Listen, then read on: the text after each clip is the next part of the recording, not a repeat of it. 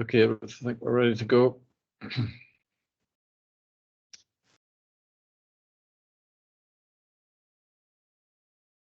Welcome back, colleagues. Hope you're all refreshed and ready for some more discussions. Starting off with the Finance Assurance Report, item 10, the month 5 position, and I'll ask Heleth to speak to that paper. Hi, thank you, Boyd. So I'll just take you through some of the key areas of the paper as the paper's set out for you to have a look through that. If I can just start by giving a quick reminder of our planned position. So at the last board, you would have been aware and through previous meetings that the position that we presented as our plan was a 16 million deficit. And that was to be after delivery of 26 million CIP target. At our last board meeting would have been presented that the Q1 position had in fact moved with a just shy of 11 million year-to-date position and a forecast of 33.5 million deficit. By month 5 now, the year-to-date position is standing at 17.7 million overspend. But we've held the forecast at similar, but it's at 33.6 million. If we look through the table 1 position, which then gives a bit of a breakdown of the makeup of those figures, we can see that overspend is spread equally across all services, but with the highest level of financial pressure, sat within the acute services. There is detail there as well by the different services, but I think what we can see is that the 3 top spend areas are within agency and locum expenditure, the unfunded beds within acute and drug costs as well.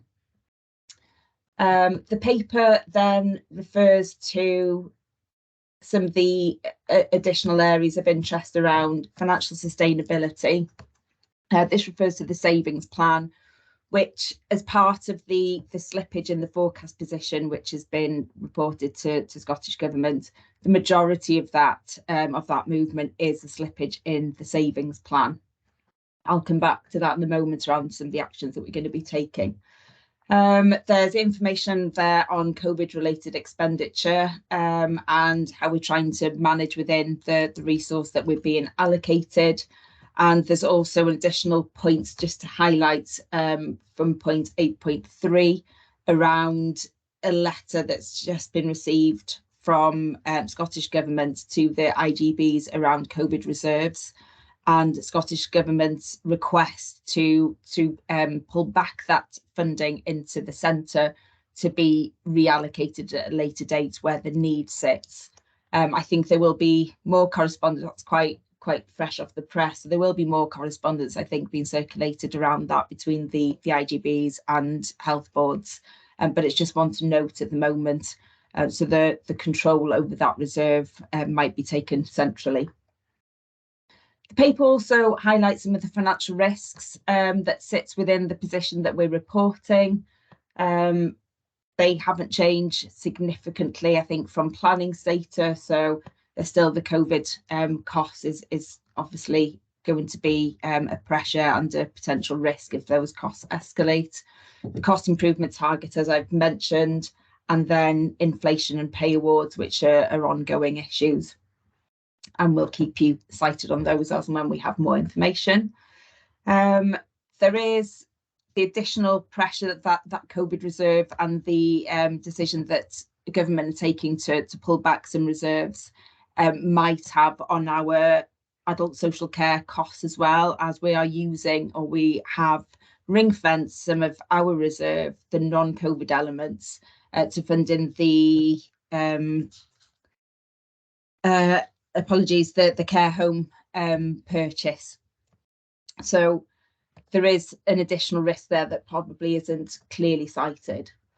There is a revenue summary in point 11, which highlights the best case and the worst case. I think that the best case is still quite cautious in the fact that it suggests that we'll still be working towards the same financial outturn, but that we will get funding from Scottish Government. The position I do want to highlight is that we have had a letter back from Scottish Government asking for our recovery plan from our Q1 return to pull back our position from being our forecast position of just shy of 34 million back to our original plan of 16. So we do have to provide an initial plan by this Friday, highlighting some of the areas where, in effect, we need to pull back our delivery of our CIPs and certainly work towards delivering that. So although this position in the paper is highlighting where we are at this point in time and where the forecasts are driving us now, we do need to effectively present a recovery plan back to Scottish Government, which allows us to address some of that shortfall in the savings plan. I think that that's the right thing to do, and we should be delivering towards our original plan, and we should be working towards that. I think we have to be realistic and pragmatic in at month 6.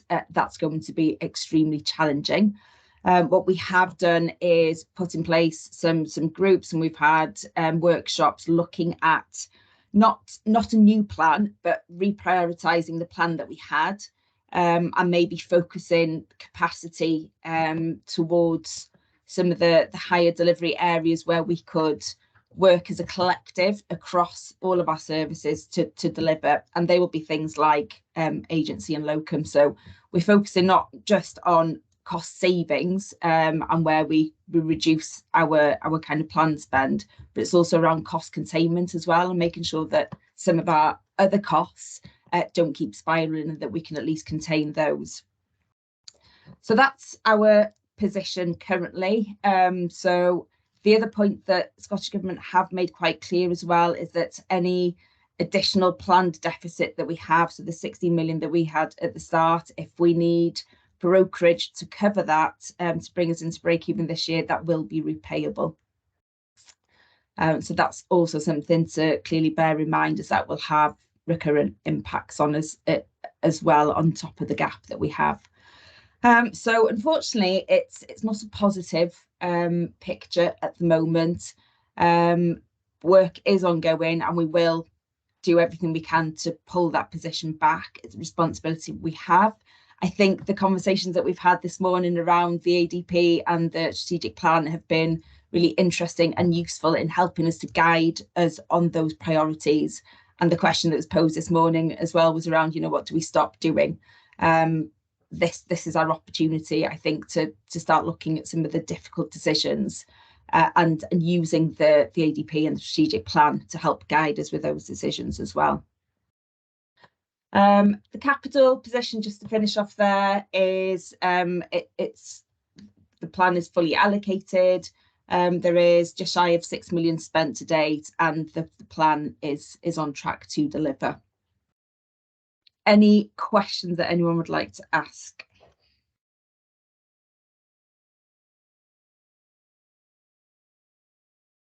There'll be a few. You've painted quite a bleak picture there, Helen, and I'm sure that will occasion some questions and contributions. Alistair. Yes, thank you. It seems that with a new director of finance, we still get a bleak picture from the one previously board. I was hoping maybe everything would be all right now and no need to worry. But no, I appreciate it. It's a really challenging, difficult time. And of course, one thing, Hellas, that won't have been factored in, it was on the radio this morning, that with the pound crashing against the dollar, the larger pharmaceutical companies, your Johnson & Johnson's, your Pfizer's, your Merck's, that all the drugs that are coming in will actually increase, and even the other manufacturers will look to match to make some profits themselves. So I suspect that the pressure you've got for acute drugs could even get worse as a result of that. I think for as long as I've been involved with the Health Board, and that was before I was a non-executive director, when I was on something called the Improvement Committee years ago. It always has been locums, acute drugs, unfunded beds, and really I don't know how the nation is going to actually address that, because it's probably the same for many health boards, but it has always been those sort of core areas. On 8.3, you talk about reserves that are on the IJB and the government's wish to repatriate those back to themselves. We, of course, have a lot of reserves. I can't remember if it's 10 or 13 million parked with the Highland Council in terms of this. Are those reserves at the same repatriation back to the Scottish Government, or are they out with, because I note your paragraph clearly just says IJB, or are you using that to cover the Highland Council, the ones that with the Highland Council as well? Thank you. Yes, I'll pick that up.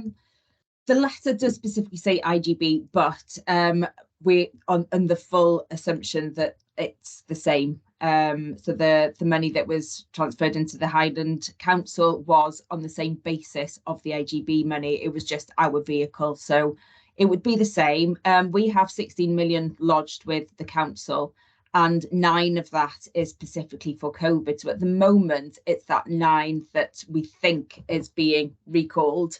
But obviously that holds a risk for us, that Scottish Government, I think, are looking at all reserves that are sat in various places. We have made it really clear what we're using our reserves for, and what we're using any non-recurrent allocations or other financial flexibilities we might have. We've made that really clear to Scottish Government already, that we're including those within our financial position. So anything that they take back off us effectively will deteriorate our position. So they know that, and they understand it. The reserve that's sat in the council does stand outside of that slightly, but it is supporting all of our other risks within adult social care as well. So they are factored in. The COVID reserve specifically, we were expecting to be predominantly spent, utilised. There might have been a little bit of slippage from there, which we hadn't factored in. So that's not a specific risk. But yes, we are assuming, we're working on the assumption that the same will apply. Okay. Thanks, Helen. Pam and then Anne. Yeah, that the question of whether it applies or not, I asked that question when the letter came in. Health was on leave, and it absolutely does. Of course, the letter should have said integration authorities, not IGBs, but it does apply. Thanks, Pam. Anne. I just wondered, Helen, are we any clearer whether there's a significant risk around any of the additional allocations that we would have been expecting across our various services for similar reasons to the ones that we're talking about in relation to Scottish Government having to rethink their own finances? Yes, unfortunately there is. We've had far much less allocations given to us at this stage of the year than we normally would have. So by this point in the year, we'd have had pages. They have started to trickle through in this last month or so. So we are starting to get them. So the risk is reducing, but we're already seeing some of the allocations that we were expected to coming in as a lower value than we were expecting. So again, we're going to either have to revisit our plans that were behind that spend, or it's an additional financial pressure. The first thing, these are all quite recent, so the first thing to do will be to revisit our plans and to highlight the risk of only spending up to the amount that'll be available to us. What Scottish Government seem to be doing, I think, at the moment is to try and take the control back and take it a little bit more centrally, so they can manage everyone's positions as a totality, which is understandable. The health position is fundamental to the Scottish Government position. All we can do, I suppose, is to keep highlighting the impact on that to us, to our performance, to our financial position. But yes, it does remain an outstanding risk. Thanks, Philip. Alex. Yeah, thanks, Boyd. Yeah, hi, Helen. In terms of the Scottish Government's approach to the NHS pay award, we've got the 5%, I'm assuming, in the budget. Sorry, something for change, wasn't it? So that would have been factored in. But bearing in mind that the council workers got an awful lot more than that, and it looks like the NHS workers are going to be pushing for an awful lot more than that, have we done any sensitivity analysis around what that would do to our budget if the government didn't fund it, that additional bit? So let's say they got 7.5% or 8% or whatever. What that does to us in terms of whether it's moving us closer to the likely or beyond the likely to the worst case. Thanks. Yes, we have done that work. Unfortunately, I don't know the detail of it, but I know that the team have got it, so I'm sure I could circulate that information. It's 2%, I think, that we've got as an allocation in our budgets, but we've had confirmation from the Scottish Government that they have got an amount set aside for up to 5%, and that they would cover that.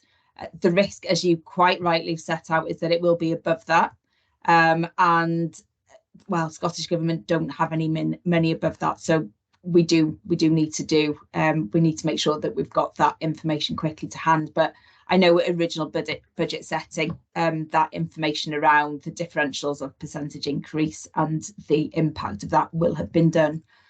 So we can certainly dig that out and share it with you.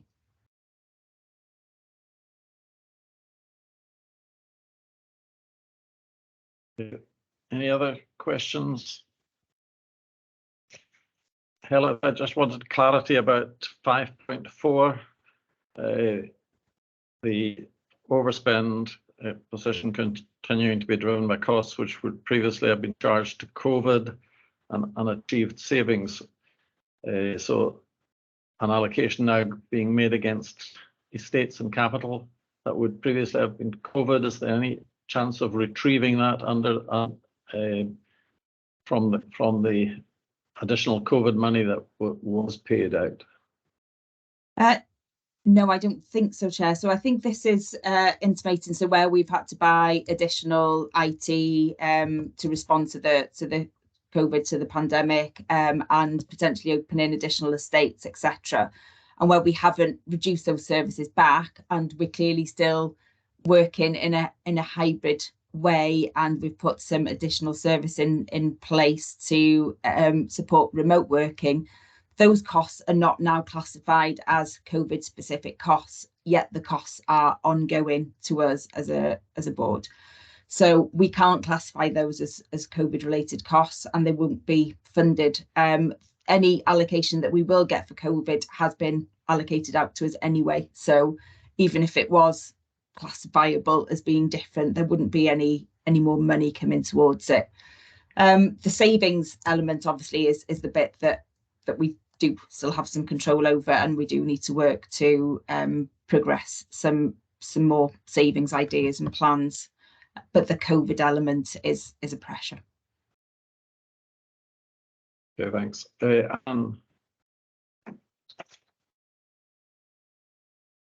So, Heleth, unfortunately, this picture is looking very like where we were a number of years ago, following which there was a whole raft of measures taken to try and address our longer term financial position. And that ranged from our savings programme to very significant cost controls, checks and balances put in the system, etc. I wondered what, if you've had time, I know it's early days yet, if you have any thoughts as yet as to whether, in terms of, again, pulling back our financial position, we're looking at the same sorts of measures as we've used in the past, or whether you have ideas about any different approaches that we might need to take to ensure that we are able to do the kind of transformation that will have the significant impact on our longer term financial picture. Thanks, Anne. I've had enough time to think about it. Certainly, I've done nothing but think about it. So, I think what you're referring to is the grip control measures that are mentioned a lot, and going back to those. I think there's only grip and control measures in a quite a draconian way where all decisions become central decisions. I think are okay in a short-term turnaround situation.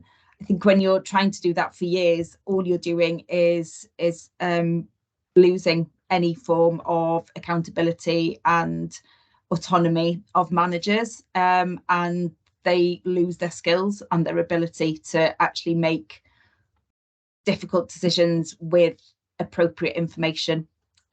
So my interpretation of grip control actually is more around financial governance and accountability.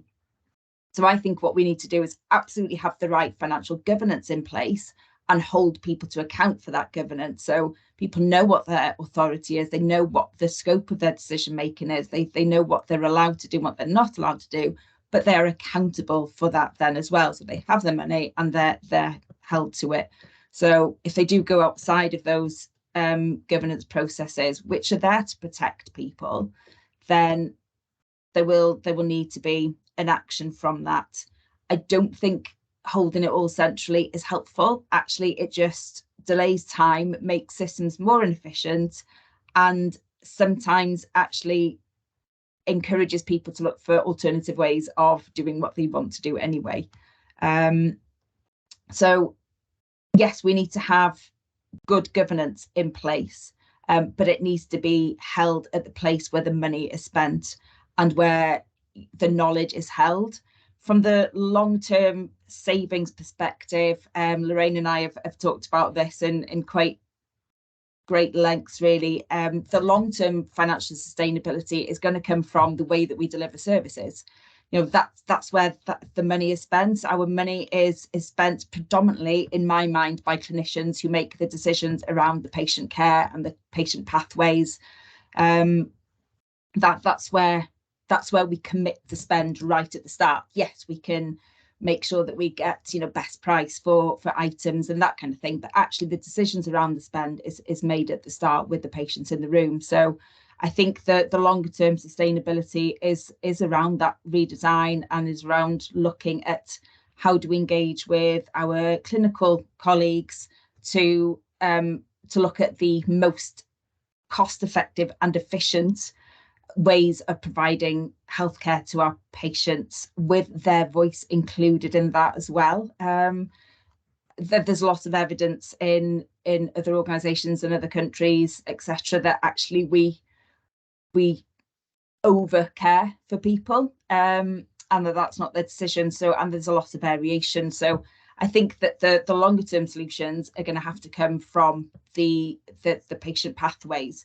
There are some shorter term measures that we can do absolutely around ensuring that expenditure is appropriate, and that's not quite the same as grip and control. That's around making sure that we have the right measures in place, that people aren't spending above what they're authorised to spend, that they are looking at the most effective use of what they do have. So there are the shorter term things that we can do, but bringing people into those conversations, discussions, and then the longer term sustainability is going to be the same as every other health board in Scotland and the majority of the UK is around the patient pathways, because healthcare, we're all in the same position. This isn't just NHS Highland on our own in an inefficient spending environment. This is, you know, health really struggling with not just the impact of COVID, but also the impact of decisions that were made years ago. and pathways that have been put in place years ago, and layering that has been put in place years ago. So from that perspective, you know, that there's a big programme of work that needs to be done around financial sustainability of the healthcare service, not just NHS Highland. But obviously, we've got our part to play in that. I hope that answers your question, but that's where I see the kind of financial strategy going. Okay, Graham and then Pam. My question's probably more for Pam, and I was just, given that we know that this is a national problem, are there discussions taking place about how some of the doomsday scenarios might be tackled in terms of either taking services out or, I guess, using what Helen was saying there, delayering elements of services? Is that kind of discussion taking place nationally, and are the provisional plans in place so that no one health board is sticking its head above the parapet in a way that might actually be unhelpful to everyone? You, Pam. Yeah, so I suppose in terms of no one health board sticking their head above the parapet and everybody, you know, the fact that everybody is in the same boat to a greater or lesser degree, there's nobody showing themselves in the best place. The escalation framework has been getting looked at, and at the moment they would probably have to escalate everybody under the old system if they were going to do that. So that approach hasn't been enacted, and so there's a few things. So we have been pushing the discussion about the unpalatables and the kind of pathway to have those discussions, because I think we have to look at everything. There are also some central pieces of work being done to try and assist us in some of those overspending areas. Additional to locums, agency nursing has now exceeded medical locums. So there is a task force nationally looking at different ways in which that can be addressed. And we know what those work streams are and are already doing local work in and around that. And so I think we're definitely having the conversations. I think, you know, there's a lot to navigate there in terms of how you get to a decision point, but most of it starts with us understanding our own business and being able to either make the case or set the risks. And I still think we've got work to do there, and certainly that's been the nature of the conversations that we've been having locally in terms of what needs addressed now, and that recovery of our plan for cost savings being the immediate thing, and the kind of bearing down on 2 or 3 work streams that we think have got the best opportunity, one of which is the nurse agency, and what different things we can do there to, one, understand that the good governance is around that and the way it needs to be, and that the opportunity for change is enacted locally. But it's going to be a suite of things. But nationally, the conversations are ongoing. But I think they are very tricky. They're going to continue to be very difficult conversations. It's easy for people to articulate the ambition and we would like to get, but the here and now and solving the here and now is and not at the expense of taking away the foundations that might allow change in the future. It's a real challenging situation, but those conversations are absolutely ongoing with the directors of finance, with the medical directors, with the nurse directors, with the chief execs and the government. So, you know, in all quarters, but I wouldn't say that there was a clear pathway at this point. Thanks, Pam. Any further questions or points for Helen?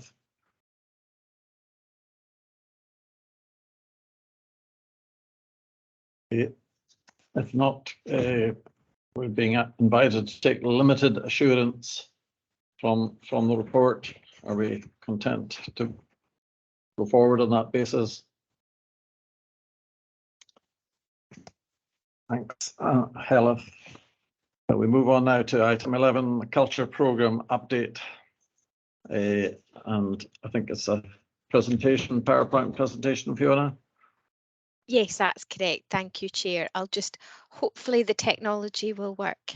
It's always a bit of a lottery when you're put on the spot. I'll just get it into PowerPoint mode.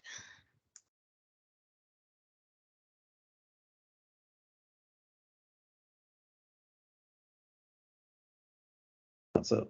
That's it. Great. And hopefully that's moved on to my first slide. So Yes. yeah, I thought it would be helpful.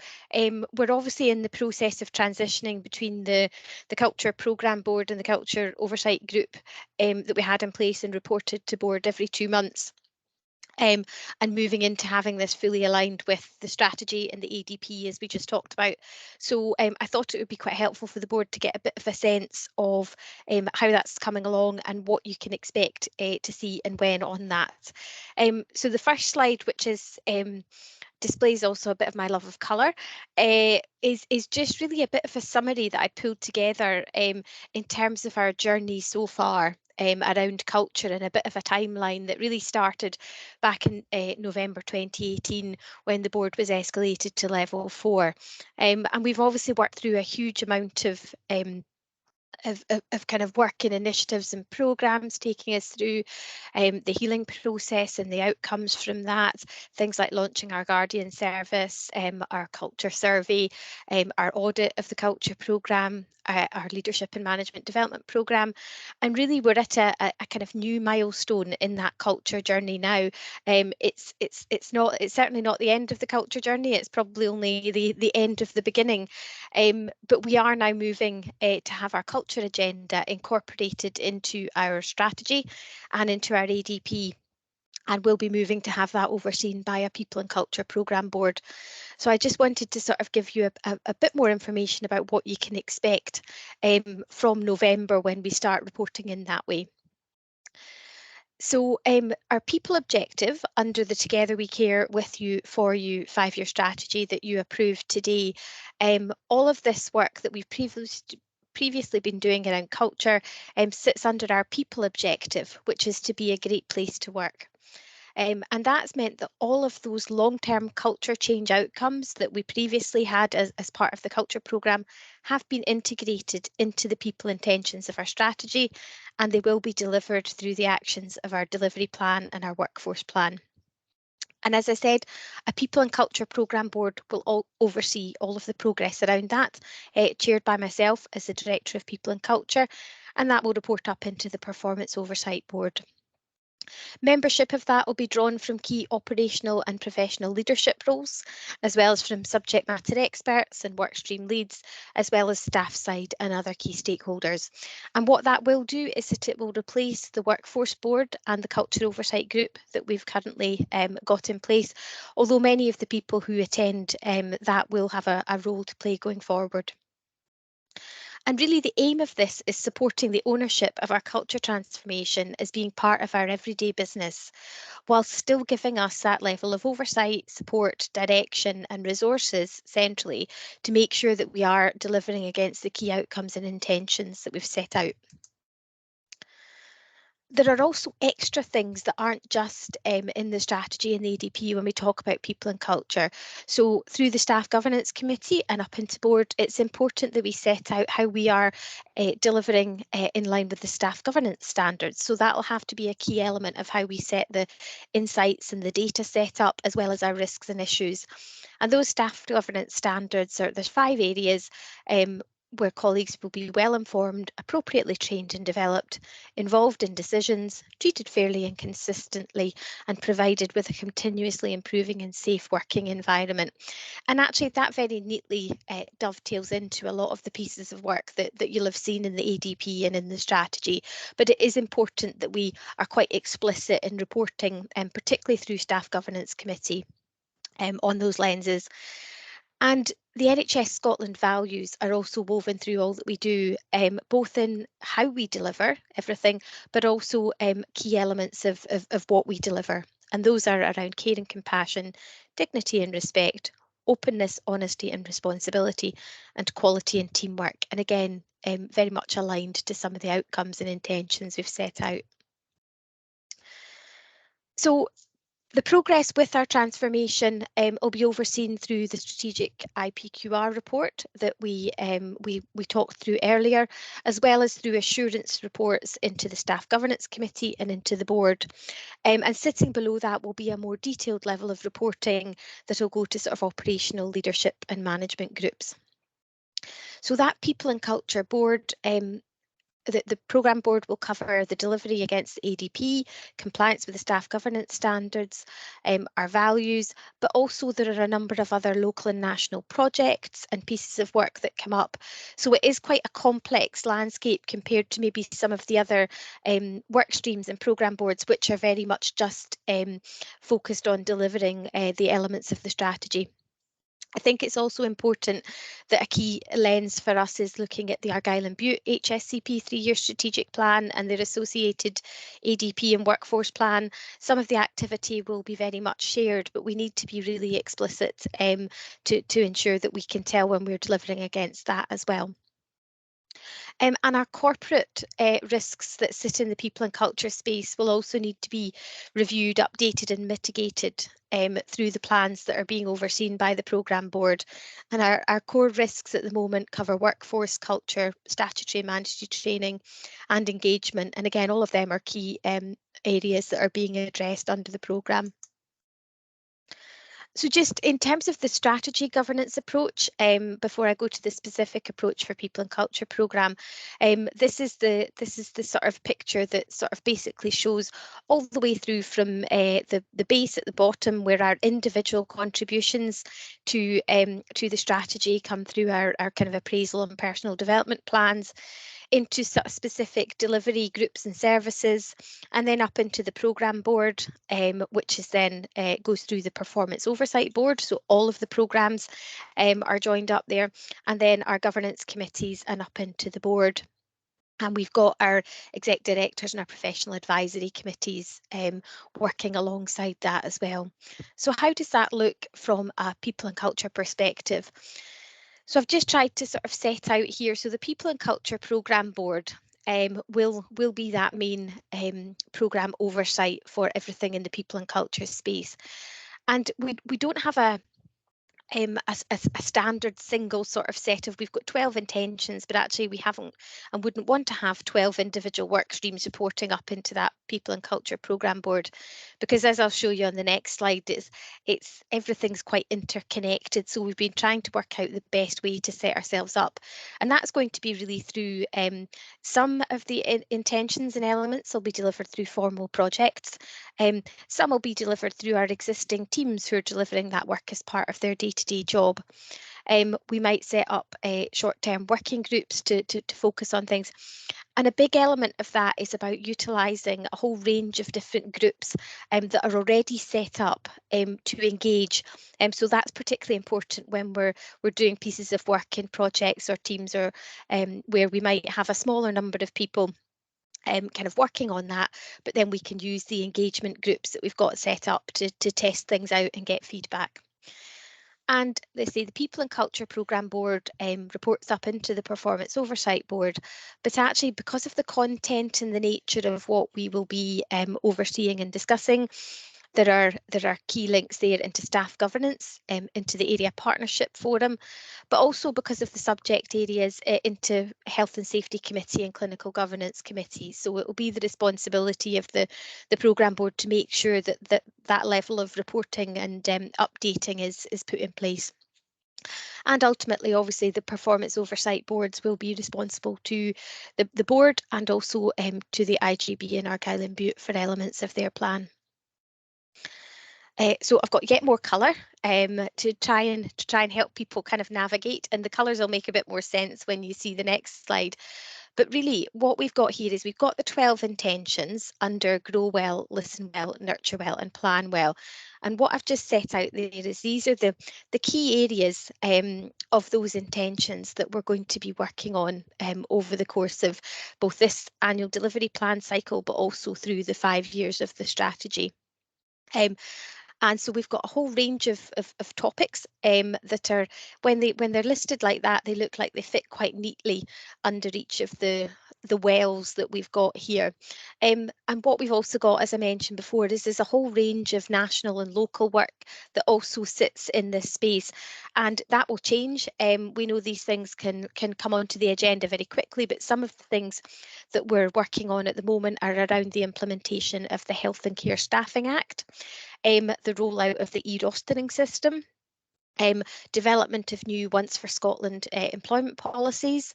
We're also waiting for national guidance around home working.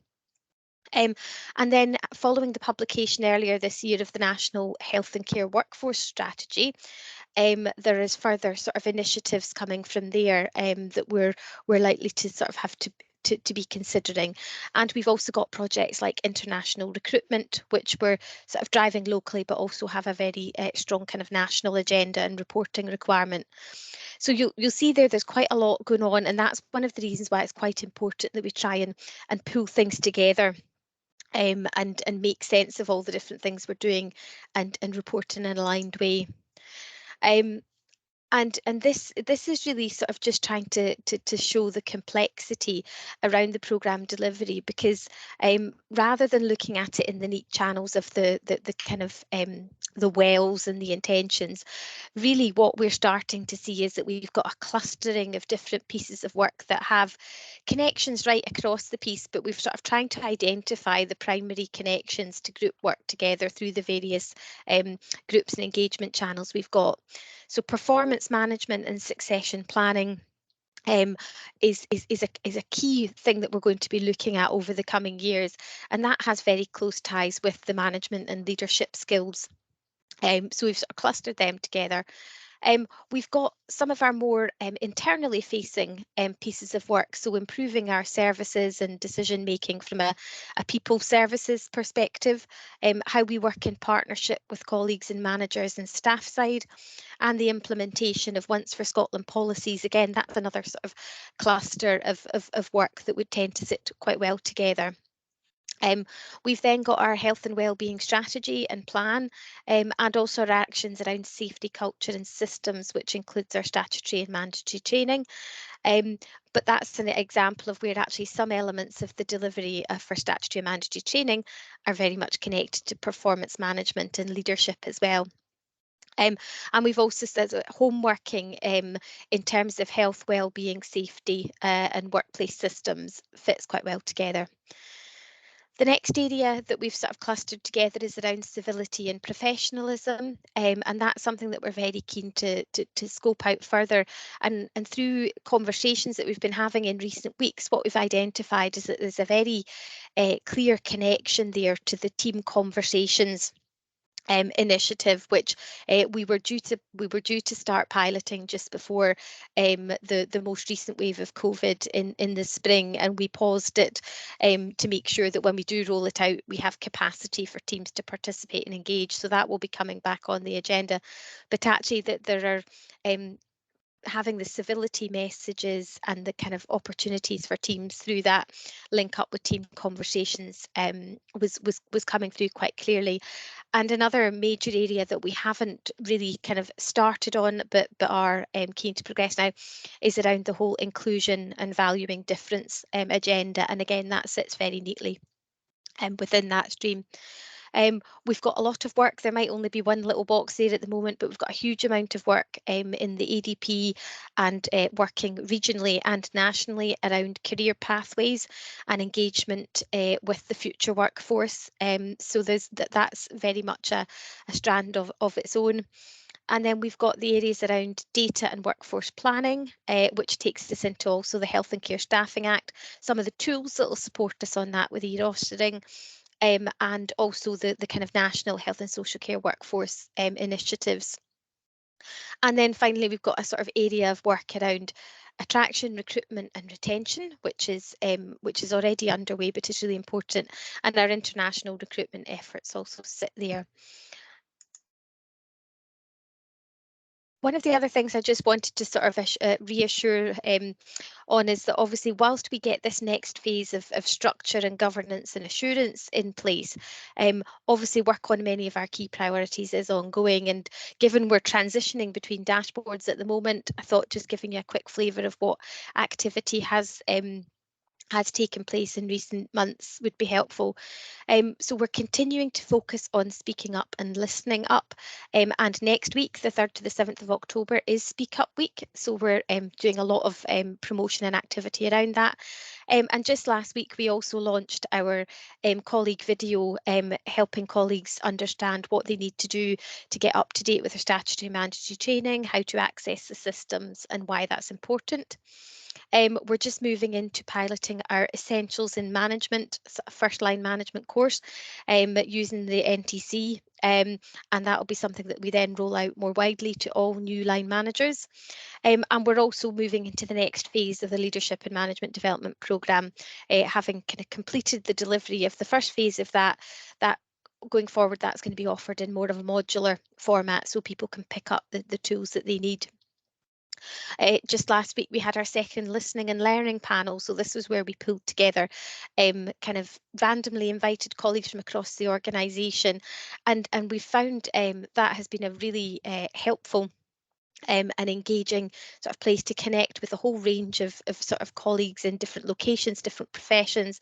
And so last week, for example, we were getting some input from them about where we should be focusing with our wellbeing and our colleague recognition agenda, and that's really helping us as we try to flesh out our wellbeing strategy and plan.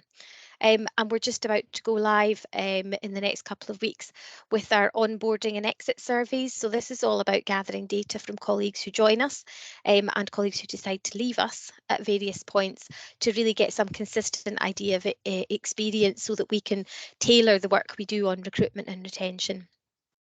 And we're also going to be piloting our corporate induction programme from November, as well as launching the e-learning of Courageous Conversations.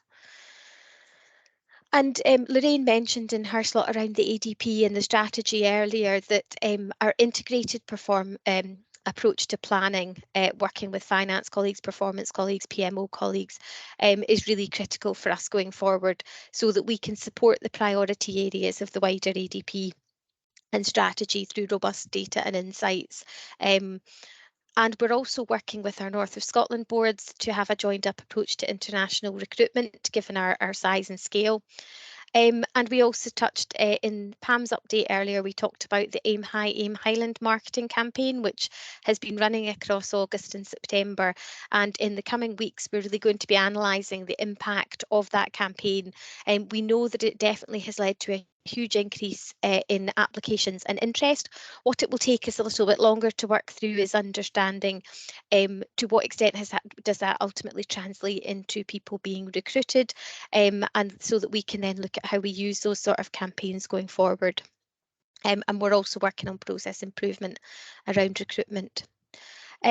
And we've worked to submit our 3-year workforce plans for the board and for the Argyll and Bute HSCP, and we are about to kick off an audit to make sure that our approach to workforce planning is as good as it can be going forward. And so the kind of new things that as part of the kind of priorities in our plans going forward, and that the programme board will be monitoring, is around performance management, inclusions, and delivering that team conversation approach to embed the principles of civility and speaking up, and develop shared understanding of values and behaviours, and that's within local teams. And that's really important, as we mentioned earlier, in terms of the next step of the culture programme. We need to be really getting this into delivery within all of our teams across Highland. So in terms of the next steps for the governance and assurance, we've got a staff governance committee development session next week on Wednesday, where we're going to agree our approach to the IPQR development and content for that first iteration of the people and culture metrics. And we'll also be engaging with the people and culture leadership team, the workforce board, the culture oversight group, as well as our staff side colleagues and systems leadership, to really formally sort of discuss and agree the format of both the work streams and the attendance and structure of the People and Culture Programme Board, and we are setting ourselves a sort of target to have that done by the 17th of October. With a view that we would like to try and have the first meeting of the People and Culture Programme Board by the end of October, where we would be reviewing the terms of reference. We'd agree the IPQR content, and the timing of that is important because that will get us to our 9th of November Staff Governance Committee and then to our late November board meeting. And then we'll start to plan out the future kind of IPQR format and agree the priorities for delivery.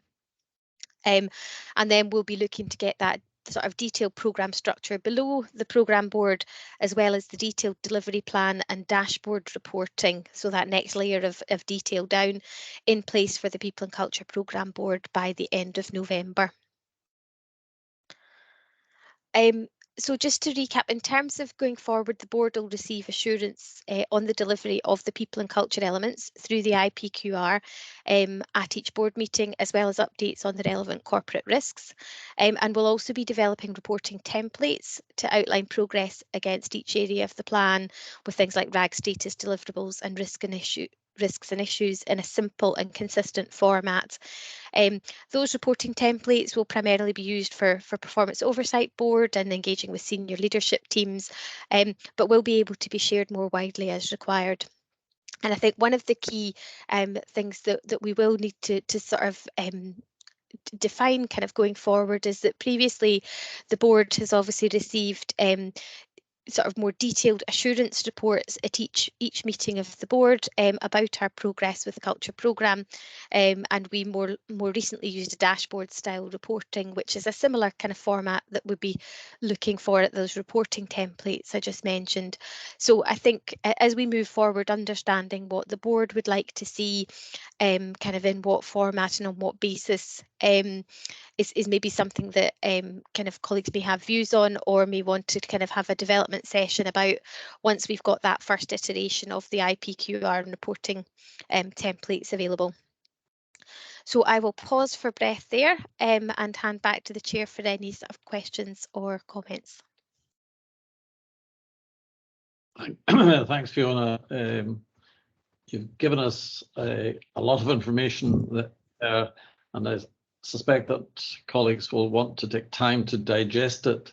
It would be good. It would be good, I think, to circulate these slides so that people can read them at leisure, and that we should come back to them in a development session, as you suggest.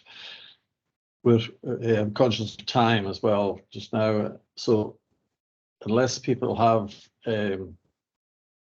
urgent questions, and just allow you to ask any immediate questions that you have just now, or make any observations before we move on to Fiona's second presentation of whistleblowing.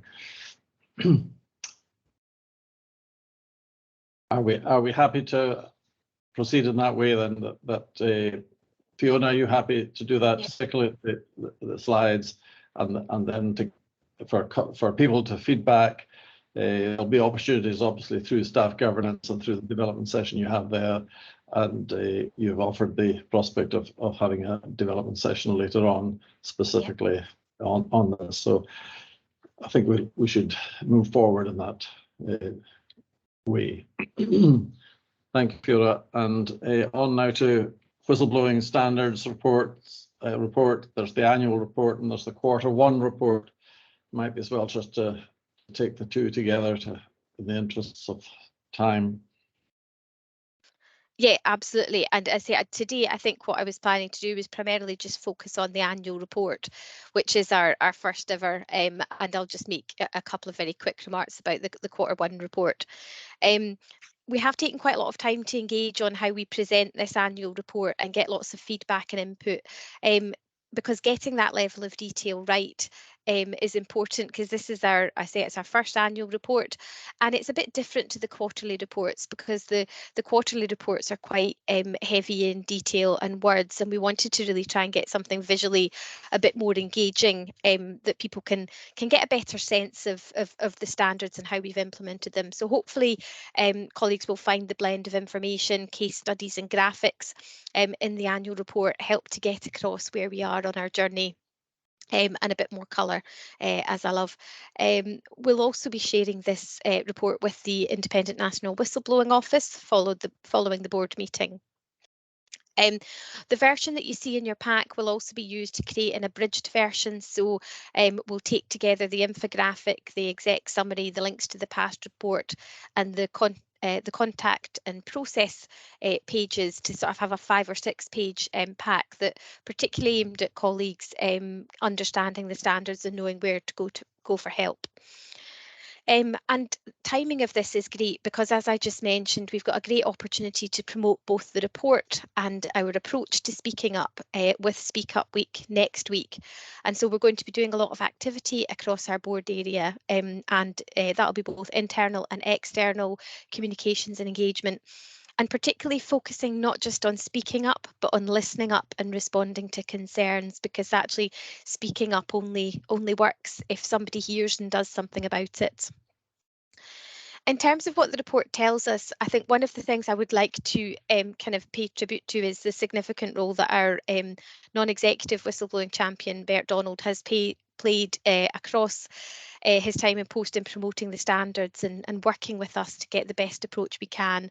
And he's covered, as you'll see from the infographic, many miles and many locations, and been really passionate about supporting our efforts. And it's been really helpful to have that visible and engaged role to draw on. And we're also fortunate we've got our Guardian service as our confidential contacts, and so that means that whistleblowing sits very neatly in with our core Speak Up service, and their support and commitment to our colleagues has been hugely valuable, particularly because that independent and impartial support for whistleblowing isn't something that every board can offer. And Derek and Julie next week will be embarking on another marathon trip across the board area between the two of them, covering a significant number of our locations to see people in person during Speak Up Week, and that will be published in the weekly update this week.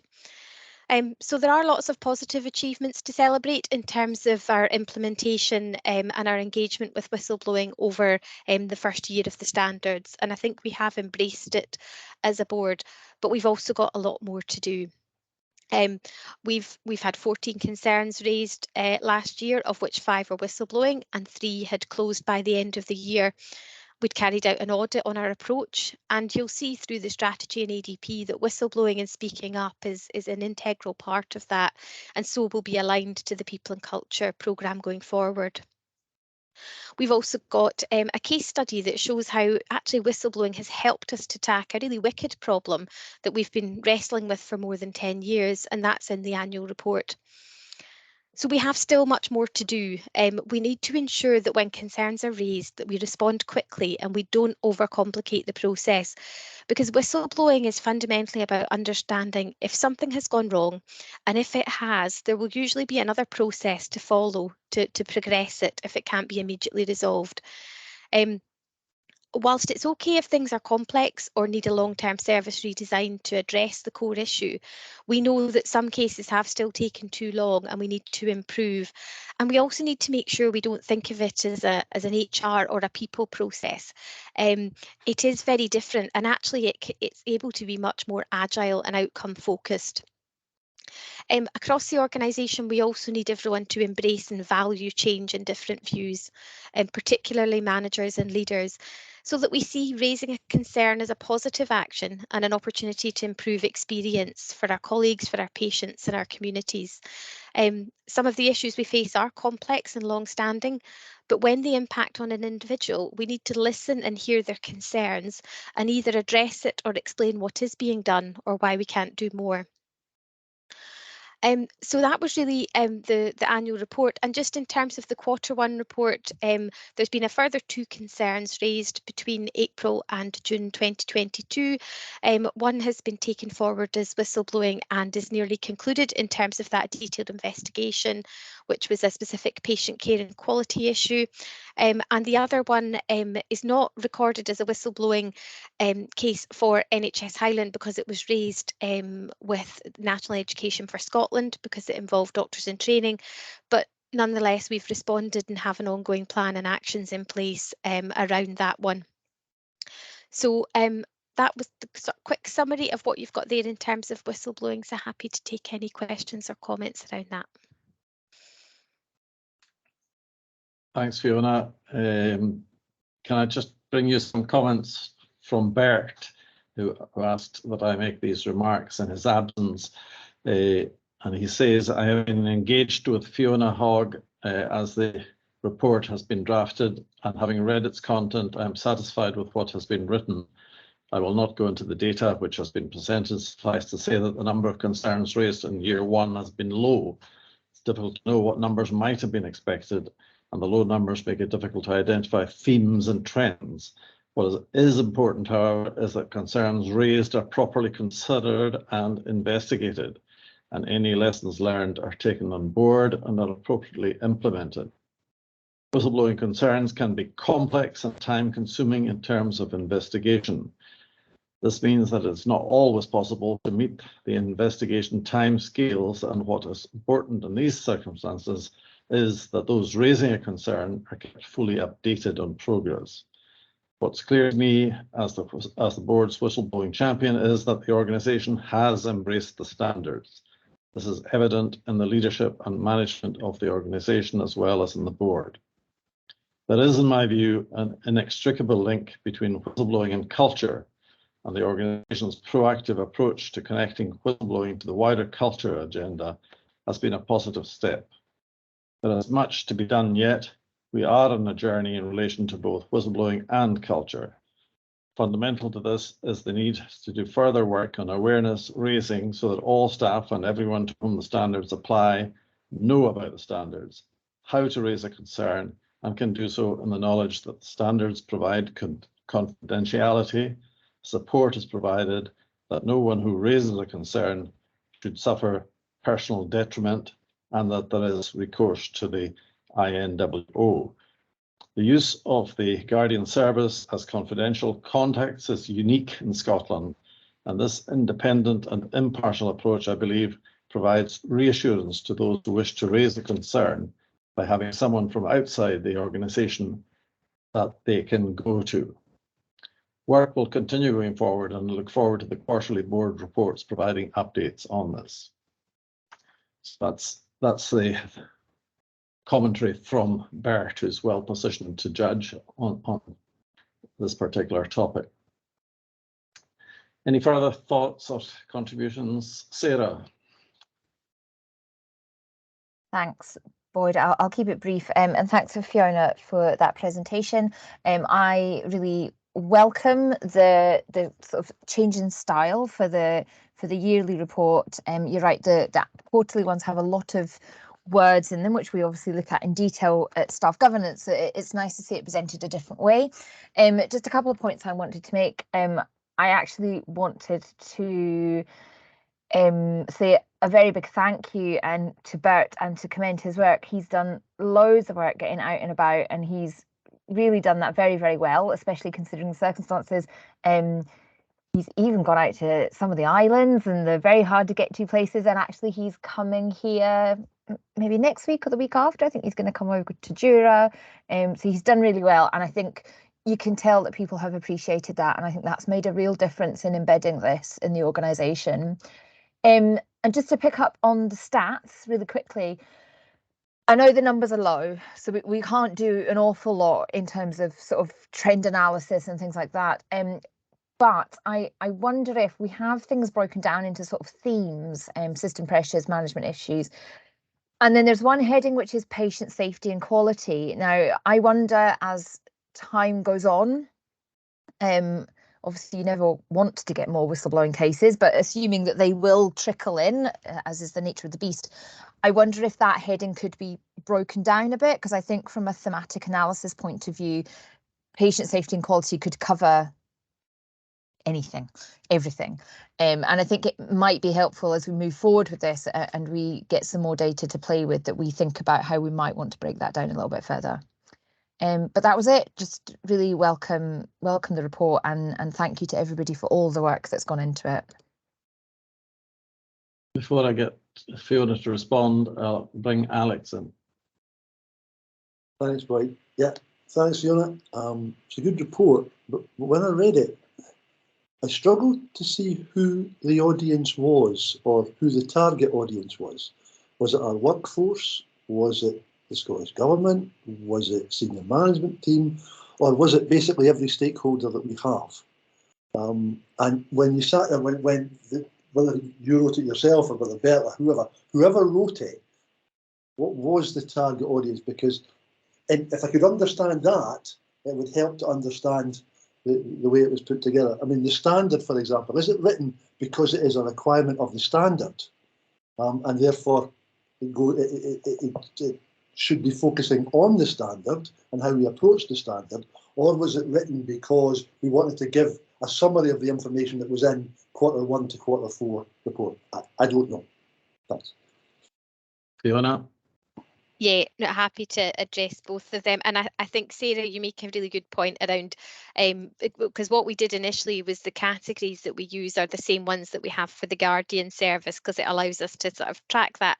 But I definitely think we're now moving into a phase where actually knowing the types of cases that have come up under patient safety and quality, we can definitely break that down further, and we can look at the best way to do that to provide the right analysis, because one of the things that I think is a positive is that the whistleblowing standards are primarily about the safety and quality of services for our patients and for our colleagues, and actually so having the majority of cases that have come through being in that area where people are concerned about service delivery or care is a positive, that these things are coming through, and it gives us a channel, that isn't a complaint channel per se, for us to become aware quite quickly of things. So we'll definitely take that away as an action.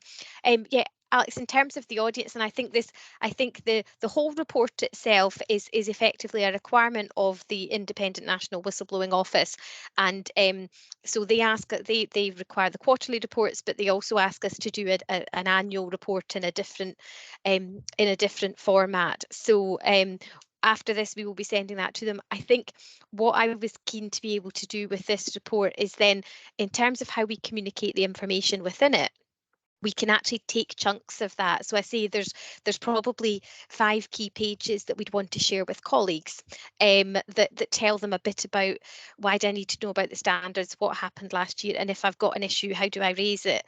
And I think so taking that content and then chunking it up is going to be important, because as you say, it could be interesting for people, but actually we need to make sure that when we're cascading that information, we tailor it to the audience that we're sharing. So I think that's a good observation. Thank you. Thank you, Fiona. Thank you, Alex. It's a good point about targeting audiences. I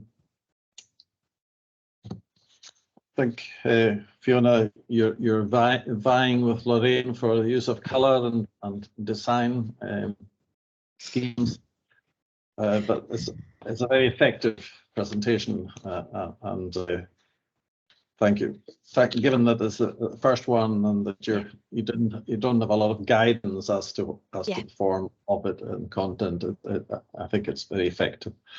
So thank you for that, and also for the whistleblowing report for Q1. We're invited to take moderate assurance and to note the updates, so we're happy to do so. Thanks. We move on now to item 13, to the risk register. Boyd.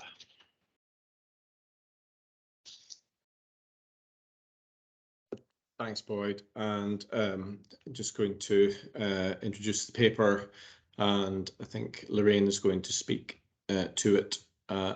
The risk journey continues, and while we have not got to the destination that we hope for yet, we are moving in that direction. This paper particularly mentions how we are lining up with the audit into risk and carrying that forward. We're also in this paper mentioning how some new risks may come on to our strategic risk register, board risk register, but we'll go do that via process, and so you get a heads up that they're coming. With that brief introduction, I will pass over to Lorraine to speak to the paper in more detail.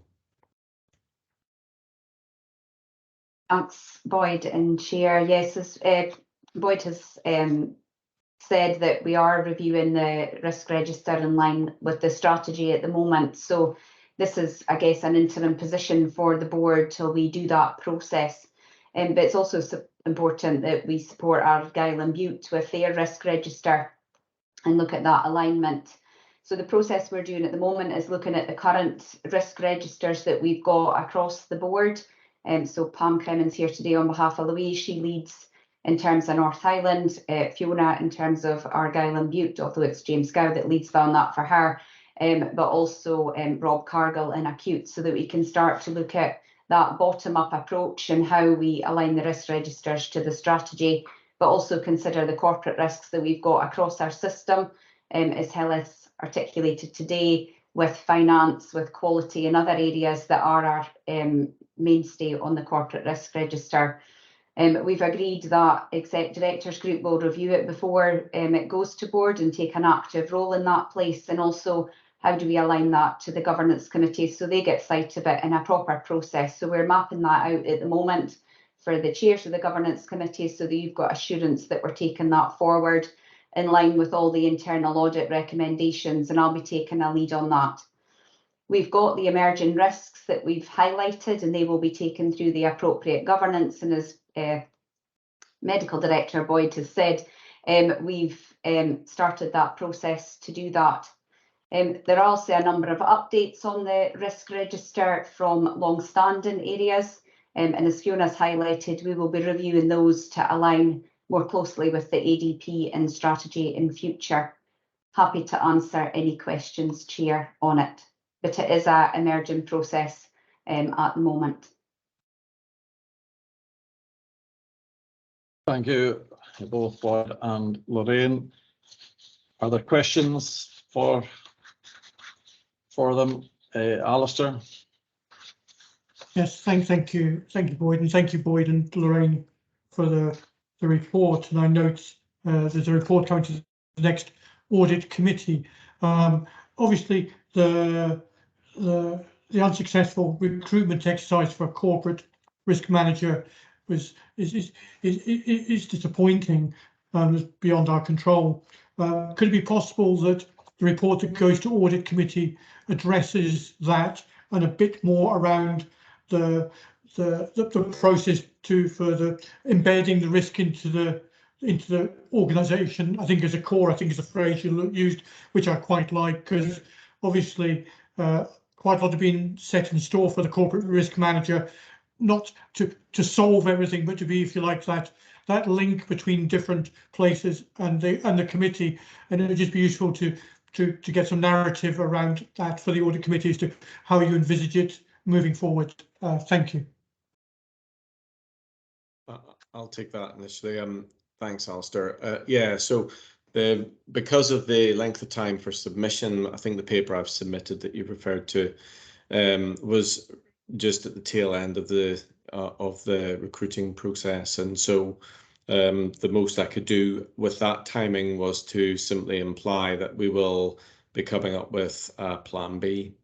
Whether timing allows to express detail on what plan B will exactly be by your audit committee next iteration is hard to say, but we do, let's just say that we have an active plan that we're looking at just now, but it would be wrong to report it to board when it has not been through any process or proper consideration. But your ask is noted. Thanks.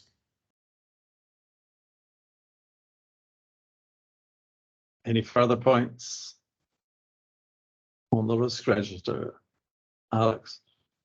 Yeah, thanks, Blake. Yeah, this is good. I'm happy with that. Although with Alistair, disappointed we didn't get the vacancy filled. One of the things at FRP I'm always keen to see is risks that are boiling underneath that aren't on the corporate risk register, but might be very soon. So we're looking at trends, etc.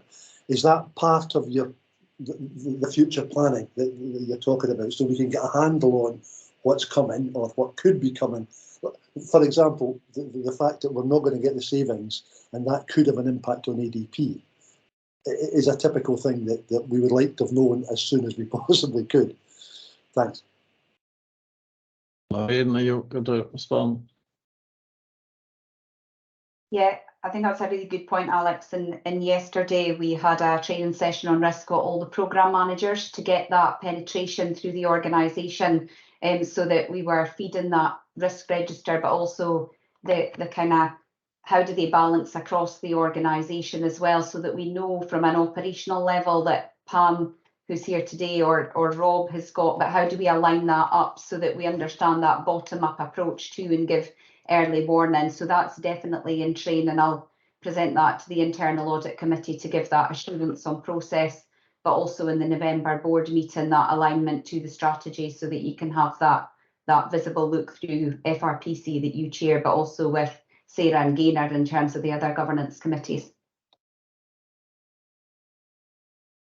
Thank you, Lorraine. Any further points?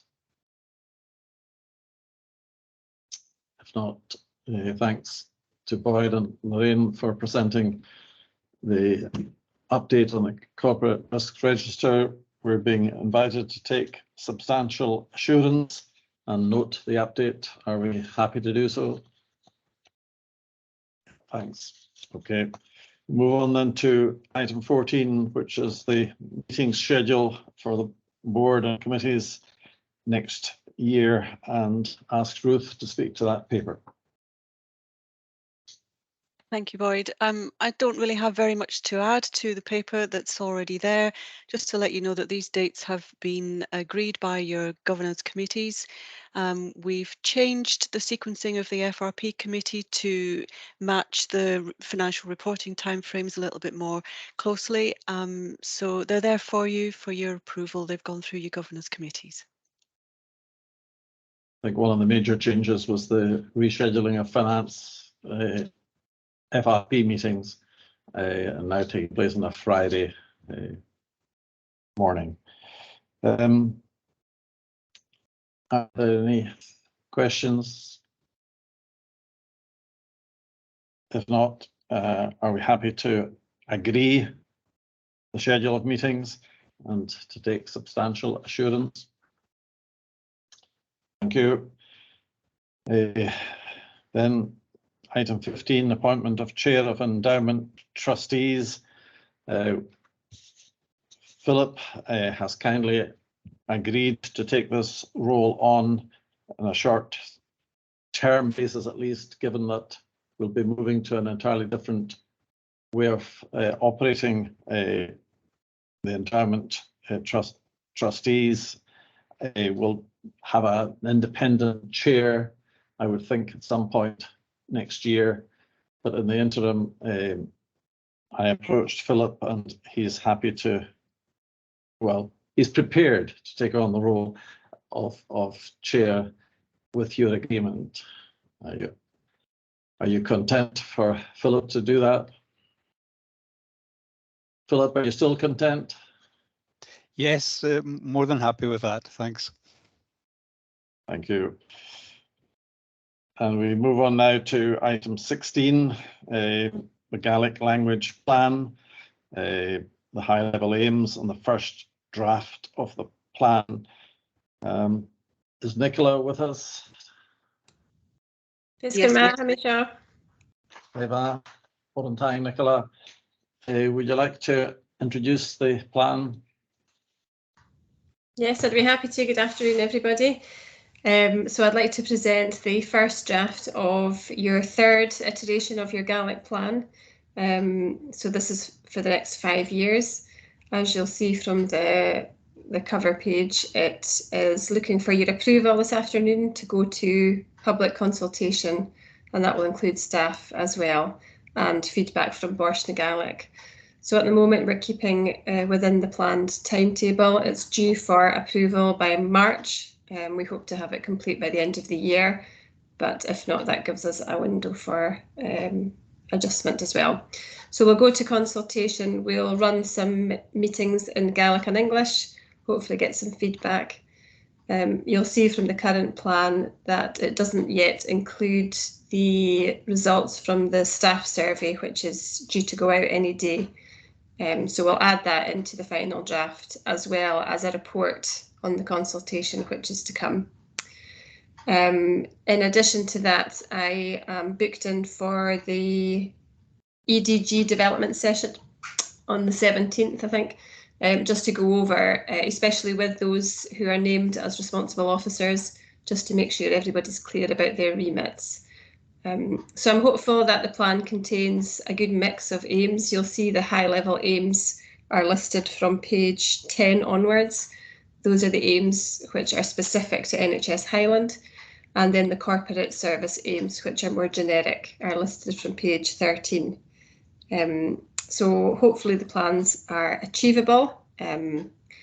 We had a few in the last couple of plans which didn't come to fruition for various reasons, but I think this time hopefully most of these aims are achievable and also will be meaningful.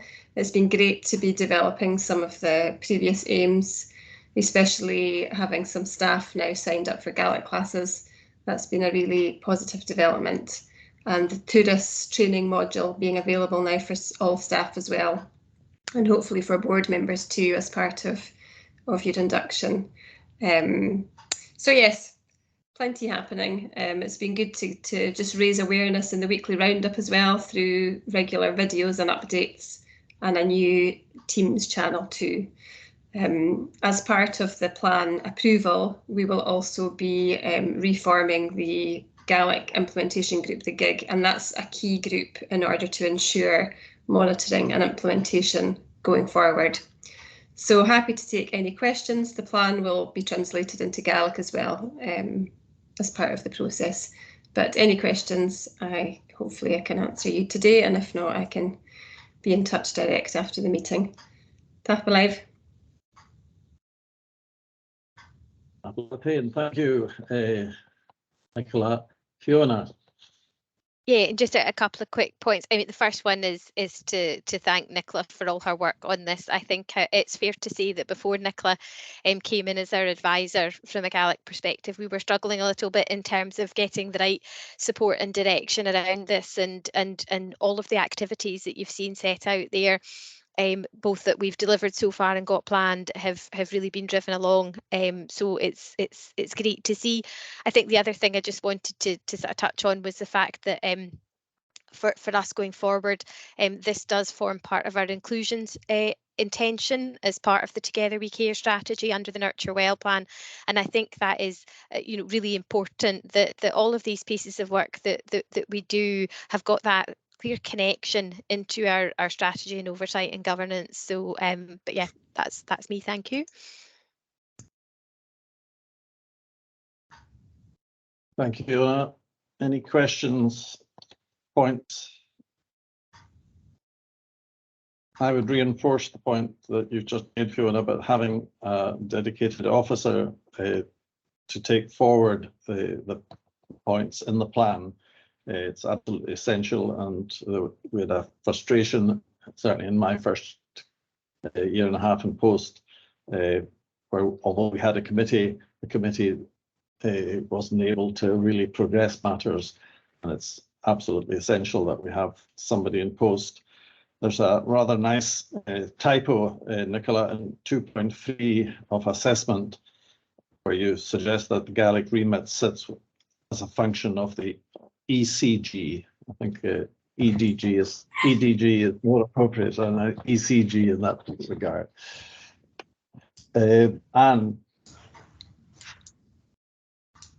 I was just wondering, Nicola, for this particular issue, obviously we monitor our progress against our plan, but in terms of benchmarking our performance, I suppose our ambitions, normally we'd do that against other boards, but in this particular case, are there other sort of public sector organisations, either locally or nationally, that are regarded as exemplars that we could learn anything from? Or, you know, I just wondered what you felt about that.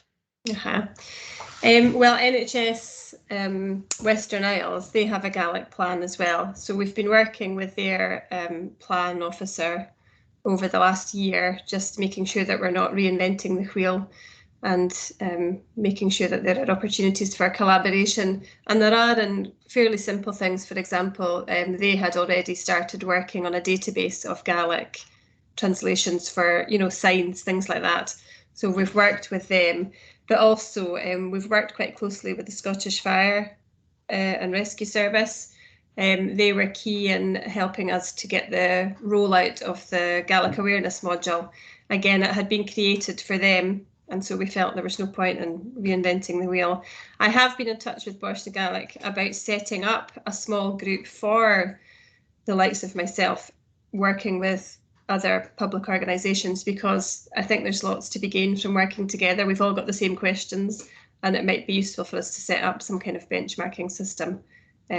Because they're working in different sectors, it wouldn't be so easy in the high level aims, but certainly the corporate service aims, we could certainly benefit from having a group and then creating some benchmarks there. And other bodies like UHI and itself and the council have Gaelic officers as well. Yeah, it's been really good to be able to collaborate with Highland Council too on the Gaelic classes, and hopefully that will continue. And in terms of our earlier discussion about finance and the shortage of it, there is funding available for some of this through a scheme, the Gaelic Language Implementation Fund, which is run by Bors na Gaelic and which we've accessed for the second plan. And I think the scope to go forward with applications to with this new plan as well. Yes, I think there's an assumption that the corporate service aims are within organisations' own budgets, but certainly for the high level aims and specific projects, there's funding available, and we'd hope to make full use of that funding too. And I suppose the issue of assurance, it's moderate assurance that was suggested here, is that because in the past we haven't really performed to the levels that we had hoped in the previous iteration of the plan? Yes, I think the key is really just making sure there's ownership and buy-in from the board and all the staff too, and just making sure that it's being regularly monitored. I think also just to reiterate what Fiona said, it's been useful for me anyway, but I think it's been beneficial and will be beneficial that the plan's been written kind of in tandem with the Curum Colla, the Together We Care strategy, because it's showing that, you know, Gaelic is an important part of the organisation's strategic vision, and that is one of the high level aims. So that's been useful, and it means that it will be included in the annual delivery plan in terms of monitoring from two different angles. So that's been good. Yeah, that's very important. Okay, any further questions, Alex? Yeah, thanks, but yeah, it's very good, Nicola. The target dates throughout the document, it's either April for a particular year or December for a particular year, or it's ongoing. Was that a conscious decision to give us plenty of time, or was there any actually driving it to those particular dates? Yeah, the dates are quite difficult because some of the targets that we have, we're actually already doing. and tend to be ongoing. But I know from previous experience that Boris and Gaelic don't want to see a whole list of ongoing as target dates. So I've just tried to space some of them out, conscious that some of these things take longer than others, but they're fairly random in terms of when they were chosen. So happy to take any guidance on those. But yeah, we won't set everything up for the first year. We'll try and spread it out through the 5 years. Any further points in English or in Gaelic? It would be nice if any board members would like to start the Gaelic classes. There's a waiting list for January. Alan was telling me he's learning Gaelic from his children. That's great. That's the best way to learn. School and I'll keep you right. Okay, we're being invited to take moderate assurance from the paper and to agree the high-level aims and approve the first draft of the third Gaelic language plan to go out for consultation. Are we happy to do so? Yes, thank you, and thanks, Nicola, for all your work on this. Okay, and for being with us today. More than thank you. We move now to item 17, governance and committee assurance reports.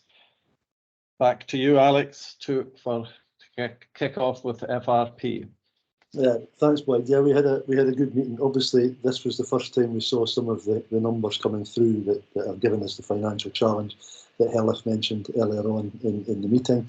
We had a good discussion on estates management, and major projects are going well, and Alan had reported that. So overall, apart from the fact that we look like we're running to an overspend and we've got challenges on saving, meeting went well, and we've discussed everything that we saw that were in the minutes today at the board. Thanks.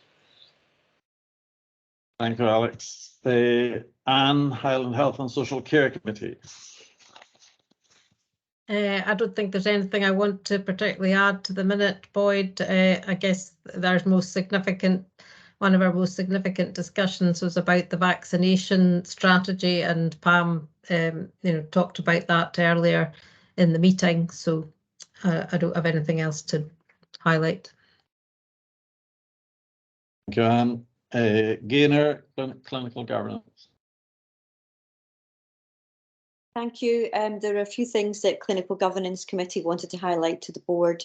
The first was that the Medical Deanery visited the Lorne and the Islands Hospital in May, and it was reported that significant pressures on clinical teams working in the hospital has meant that the training and peer support for junior clinical staff has not been as robust as we would have liked. An action plan is now in place, and a full paper and the response is coming to Clinical Governance Committee in November. In terms of infection prevention and control, the team reported a rise in Pseudomonas cases, but immediate remedial action was taken, and there's no indication that the cases were linked. Our Director of Nursing provided a high-level overview of the steps taken to mitigate the risks of nursing staff shortages and minimise the adverse impact on staff wellbeing and the quality of patient care. And finally, the Cancer Services Recovery Board updated the committee on the impact of recruitment and retention issues on cancer services. I think the committee, after much discussion, felt that this was one example of how one service area had been impacted, and really illustrates the pressures affecting all services at this time, on which the NHS Highland Board should remain cited. And that was all from the committee. It was a good meeting and lots of discussion. Thank you. I should have said if anybody has any questions to raise regarding any of these reports, please raise your hands and I'll come to you. Area Clinical Forum, Katrina. Katrina's had to leave earlier, so I'm afraid she's not here at the moment. Okay. I think Pam and I attended that meeting, and Bert was there too, so there was a good representation from the board at the meeting, and there was some good discussion which was reflected in the minute of the meeting. Audit, Alistair. Yes, thank you. I think the only thing to draw to attention is that the committee was looking for more emphasis on the follow-up actions from internal audit reports in between the meetings of the audit committee.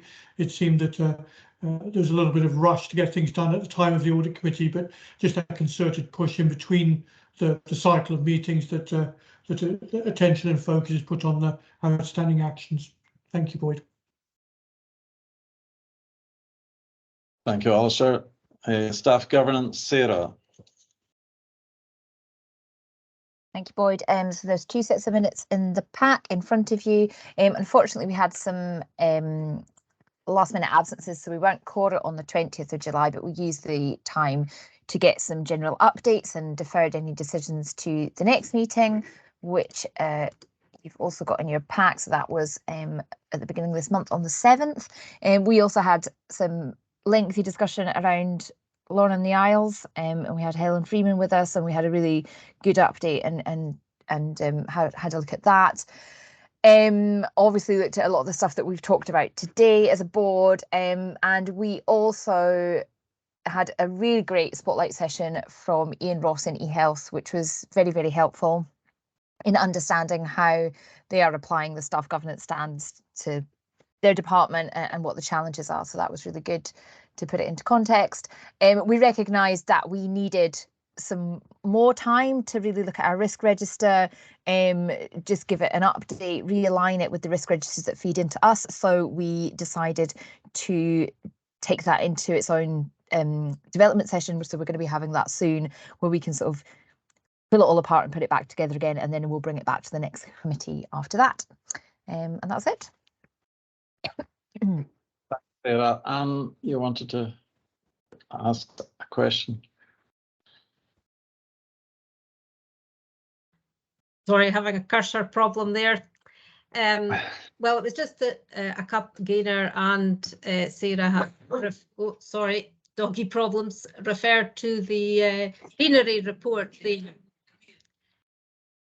And it was just to say that on my recent visit to Argyll and Bute with Pam, I obviously visited the hospital in Oban and did speak to a number of people who were assuring us that the actions that we've put in place as a result of that report are having an impact, and that things are much more stable now. So it was just to give that feedback from my visit. Thanks, that's helpful. Staying with Argyll and Bute, Sarah, the IJB.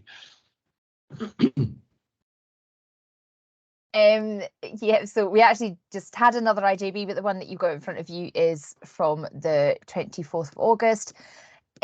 Nothing in particular to draw your attention to.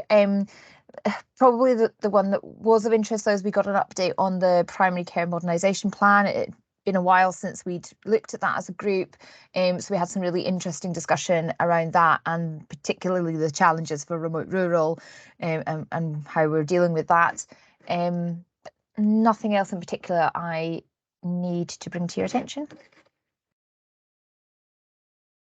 Okay, thank you, Sarah. I think that completes all the committee reports, and we're being asked as a board to confirm that we've had adequate assurance from the governance committee reports, and to note the minutes and the agreed actions from the area clinical forum and the Argyll and Bute IJB.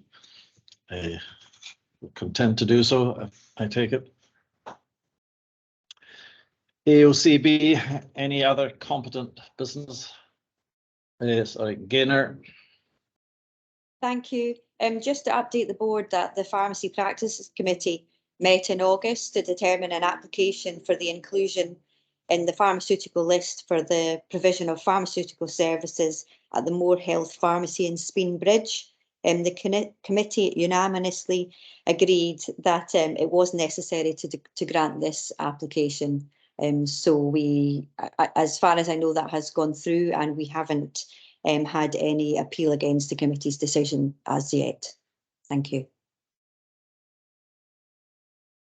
Thank you, Gaynor. Just one other item from me, and that is to signal the departure from our midst of Heidi. We're very sorry, Heidi, to be losing you, although I'm sure you're going to be busy in other fields, possibly in a field as an appropriate term, or in a garden. But we are losing yet another long-established figure to the board.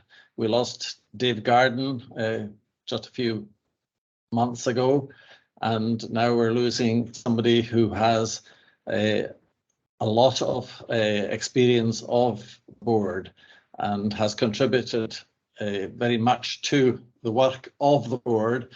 And personally, I've always valued your contributions to board meetings, Heidi.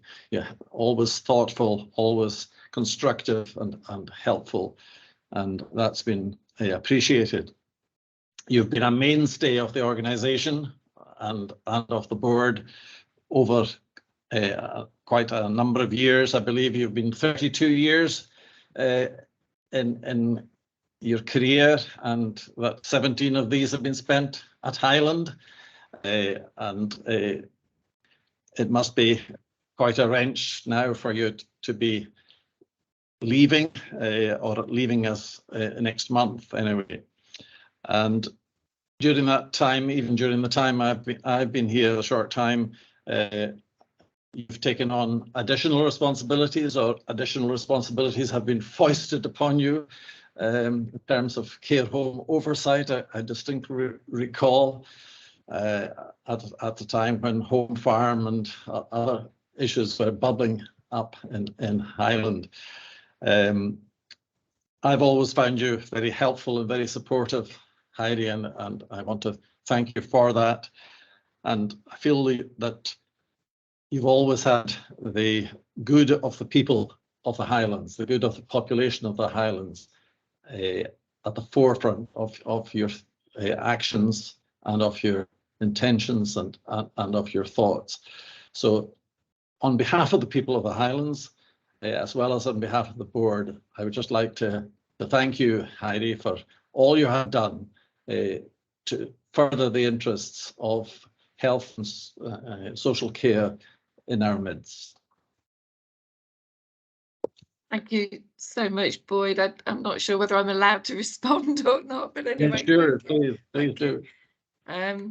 So those are really unbelievably kind words, and I'm ever so grateful. I leave on really good terms with the NHS. I feel so lucky to have worked in the NHS.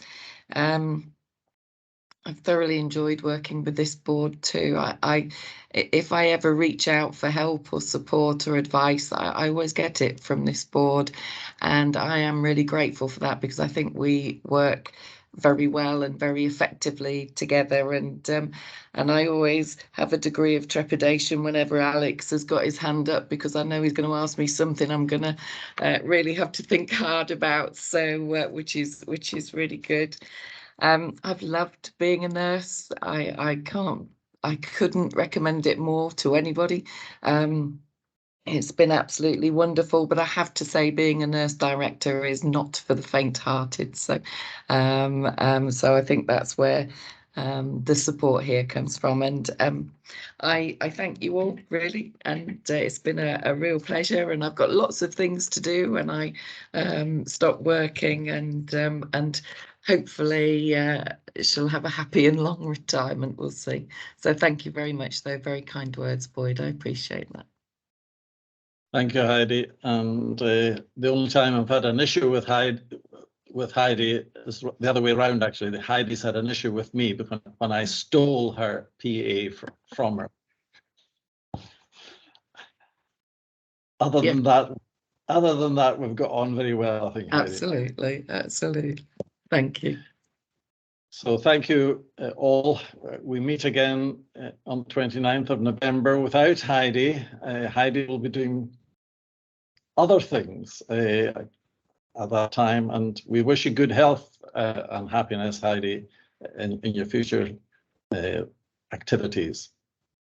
Thank you. And I'll draw the meeting to a close with that, and wish you all a very pleasant afternoon.